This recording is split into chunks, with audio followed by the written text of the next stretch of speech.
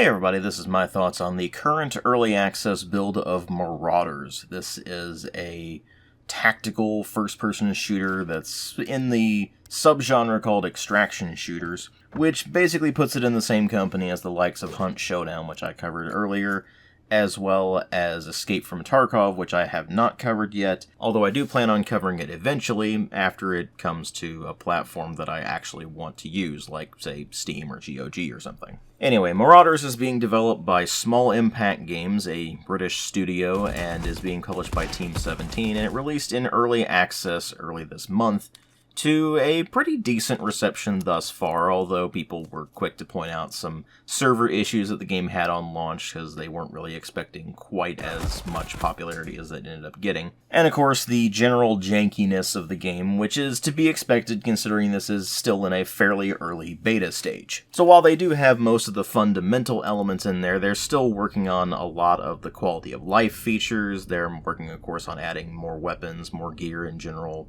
ship customization, things like that, as well as, of course, new maps and new enemy types and all kinds of other things like that. So I'll definitely be keeping an eye on it to see how it develops over time and seeing what these new features bring to the game. But how is it in its current state? Is it something that if you're interested in these kind of extraction shooters that you might want to pick up? Well, let me just go over what's currently in the game and what you might have to deal with if you're getting into it in this early stage. So the idea behind Marauders is that it takes place in an alternate history 1992, where World War I never ended, and as the war dragged on, eventually Earth's resources became depleted and humanity was forced to take to the stars. In this grim-dark alternate 1992, you take on the role of a marauder, more or less a space pirate, who needs to raid these hostile facilities run by the various powers, as well as raid enemy ships and such, in order to scavenge whatever resources and equipment they can to make it to the next day. And of course, maybe make a bit of profit along the way. Of course, as you're going on these various raids, death is only a moment away, so you need to be very careful, not only of going up against, say, the various powers' military forces,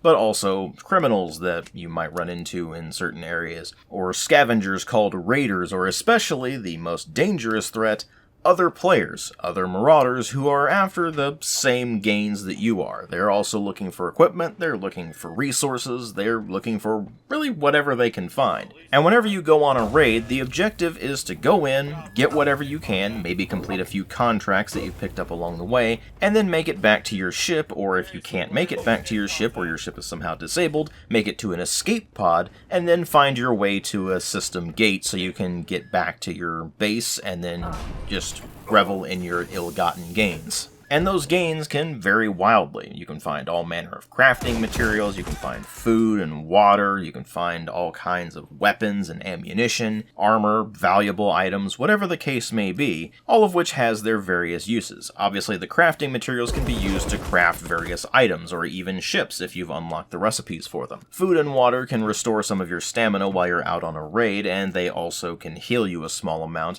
although medicine is certainly going to be a much better option for healing yourself.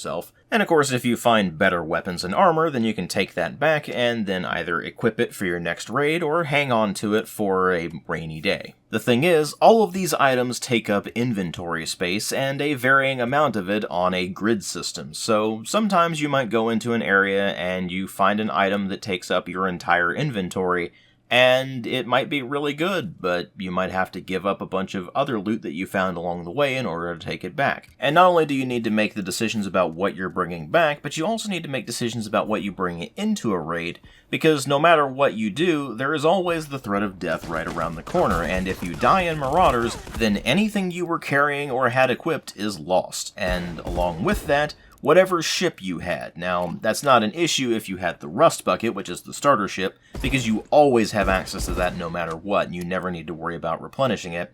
But if you used an upgraded ship, then that ship is lost, and the enemy that took you down might be able to take your captain's keycard and then make off with your ship, along with anything that is in the ship's inventory. This is actually another neat feature of Marauders, because not only can you just grab a captain's key card from another player and then go take their ship and whatever they had in that ship, But you can also hop into an escape pod, and that acts as a breaching pod as well. So you can go up to an enemy ship and then breach into their ship and steal their ship from them. It is a very cool idea, and unfortunately I really haven't had a chance to use it yet, because every enemy ship that I've gone up against so far has been another rust bucket. That's probably because it's still pretty early days for the game, so I just haven't been running into any players that have had a chance to level up and get access to those better ships yet. But it's definitely something I want to give a try at some point. And along the same lines, it's worth noting that the ship combat and ship mechanics in general are really not well fleshed out yet. They have all the basics in there. You can fly the ship around,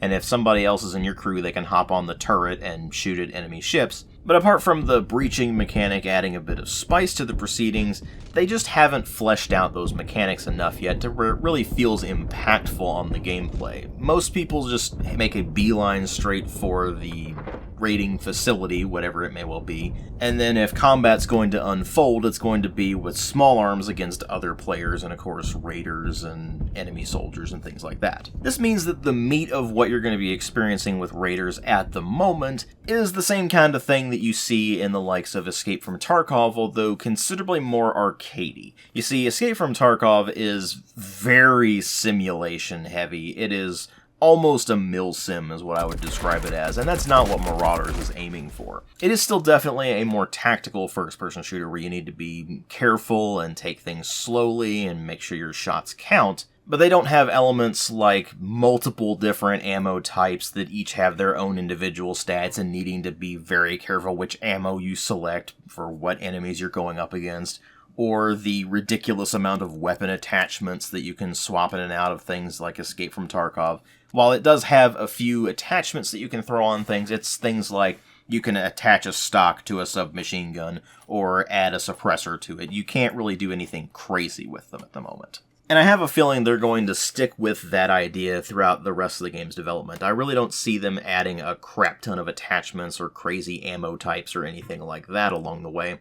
Although they might make some changes to the current lineup and give you a few extra attachments, maybe some optics or something along those lines. Because as it stands, the most you can really add to any particular weapon is a stock and a suppressor, or maybe a different magazine. And that means as far as the aiming goes, you're going to be using the iron sights, and there's no scopes or red dots or anything like that. The weapons themselves do handle pretty decently. They do feel like they have a pretty decent amount of punch behind them, and even if an enemy is wearing really good armor, you can still take those enemies down if you play very carefully and make your shots count. Armor and weapons do degrade over use, but they can be repaired when you get back to your base if you manage to make it out of a raid. And even if you find a fairly damaged weapon while you're out in a raid, you can still make use of it while you're in the raid, as long as you're careful with it and don't push things too far. The one thing that'll probably throw most people off, however, is that this takes place in space, and yet everybody's running around with basically World War I and World War II weaponry. So MP40s, Sten guns, Thompson submachine guns, Lugers, Mauser Schnellfeuers, SVT-40s, all kinds of very classic weaponry that you would not expect to be seeing in space, although with the game being set in 1992, there are a few more modern weapons that do make an appearance as well, like M16s or the Uzi,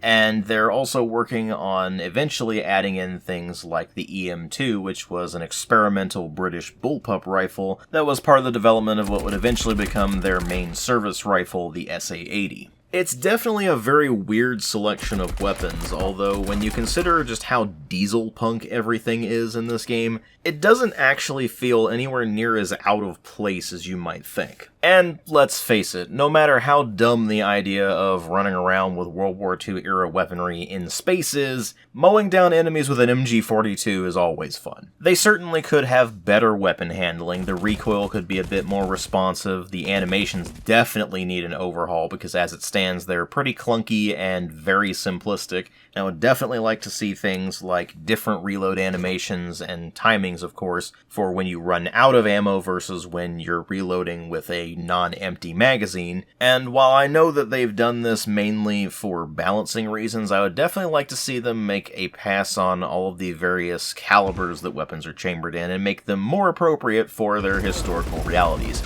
I mean, after all, an MP40 used 9mm Parabellum, not 10mm, whatever is in this particular game. And 32 ACP was underpowered during World War I, let alone in space, so I don't know why anybody in their right mind would still be using that for anything. They also definitely need to flesh out the ship combat and ship handling and such a lot more, and they need to flesh out the tutorials as well as the contract system, because as it stands, they're pretty basic, and the contracts in particular are a bit difficult to wrap your head around, because there's not really anything that's in the game that tells you what certain things are. For example, you might go into an area and the contract you have is to find transmitters, and you go, okay, cool. What's a transmitter? What's it look like? What am I looking for? And you'll have no idea what you're looking for. So they definitely could do things like throwing in images of the items they want you to scrounge up for the various contracts, and they could also do things like making the leveling system a bit easier to understand. Because as it stands, they're in a couple of different menus, and it's just a bit difficult to keep track of everything. And I will say that if I wasn't already familiar with the style of gameplay that Marauders is going for, I would have gone into this thing and not really known exactly what I was supposed to be doing. And while it's really not difficult to figure out what to do in the game, it's not very friendly to new players, so I could very easily see people being turned off by that. There's also the issue of what happens if you manage to get such a terrible luck streak that you just don't have any gear anymore, because the game doesn't really give you any indications of something like, say, what Escape from Tarkov has, which is a scav run, where you get a random selection of low-tier equipment and you're thrown into a raid and then you just have to scavenge whatever you can. There's nothing like that in Marauders, at least not at the moment. What I did find out is that if you happen to not have any gear at all, you can go into a certain part of your ship and find a pistol, some ammunition, and a pouch rig. So you go in with something to be able to carry a few things and something to defend yourself with, but not really anything else. But the game didn't give me any indication that that was going to be the case. I actually found them by accident after my ship got shot to pieces and I had to make my way to the escape pods, and I just found those sitting in the area. So they definitely need to do a much better job of explaining things to the player and giving them some sort of proper tutorial so they can have an idea of what to expect when they go into a proper match, as well as what they actually need to do when it comes to things like the contracts, because some of them will give objectives that are fairly vague and you're not really sure what to do with them unless somebody explains them to you, or you just wander around aimlessly until you get lucky. But really the most important thing they need to do is add some sort of communication method to the game that is not just the pre-baked voice lines. Because you can press a couple of buttons to shout out a few insults and such, but you can't actually communicate with your squad, and you can't communicate with other players like you can in games like, say, Hunt Showdown or Tarkov. Obviously, the workaround at the moment for that is to only go into matches either solo or with people that you know personally and can start a voice chat with outside of the game so you can actually communicate. But that means you're also missing out on one of the aspects that makes games like Tarkov and Hunt so interesting, which is being able to communicate with the other players and make uneasy truces and alliances. It also means that you can't really squad up with random people because there's not really a way to communicate with them, so they definitely should make that a priority. But who knows when or even if they'll sort that out. This is an early access game after all, and we really don't know how the development is going to go from here. I am optimistic to some degree because they have shown that they do seem to care about what they're doing, and they have been putting out pretty frequent, at least behind-the-scenes updates to show, hey, this is what we're working on, this is what you can expect in the future, that sort of thing. But so far, with the game only having been out for a bit over a week and a half, we've only gotten a couple of hot fixes to address some of the most pressing issues at the moment, things like the server stability and the crew system and things like that. So we'll just have to wait and see how it goes from here, but what they currently have is actually a very solid base. It runs well, it looks pretty decent for the most part, although it's definitely got some issues, especially in the animations department. And while all of the mechanics could definitely use a fair amount of polishing and refinement before the full 1.0 release, they've got a solid enough groundwork here to where even if it is fairly janky in its current state, it is still actually quite a bit of fun, and with those further refinements and of course extra content that they plan on adding later on down the line, it has a lot of potential for a really solid full release later on down the line that promises to be very enjoyable. That said, in its current state, I'm not sure I'd recommend it, at least not at its full price, which is $30 US, 30 euros, or 25 British pounds. Because while the game can certainly be quite enjoyable, that's pretty steep for a early access game that's as early along as this is. Obviously, if you understand what you're getting yourself into and you still want to pick up the game after hearing me describe it, then more power to you, and like I said, it is enjoyable in its current state. But we don't really have any guarantees of what's going to happen, because early access is always a crapshoot. It could go really well, or it could go really poorly, and we just don't know how it's going to be yet. So if you're interested in what you see in Marauders, but you're leery about it being in early access, I would say just go ahead and wait until it gets further along in development, preferably until it hits its 1.0 release, and then take another look at it then and see if it's something you might actually want to pick up. Like I said, I'll be keeping my eye on it throughout its development, and I'll probably be messing around with it here and there throughout the development as well.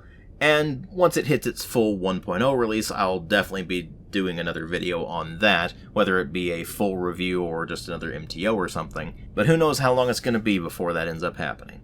I guess in the meantime, I've got plenty of other projects to work on, so I'm going to go ahead and get back to it. Thank you all very much for watching, and if you like my videos, please consider supporting the channel on Patreon. All the revenue from that goes directly back into the channel, whether it be getting more games for review, or replacing broken equipment, or getting new equipment, or whatever the case may be. If you can't afford to or don't want to, that's perfectly fine. I understand. But the option's there if you're interested. Thanks again for watching, and I will see you all in later videos.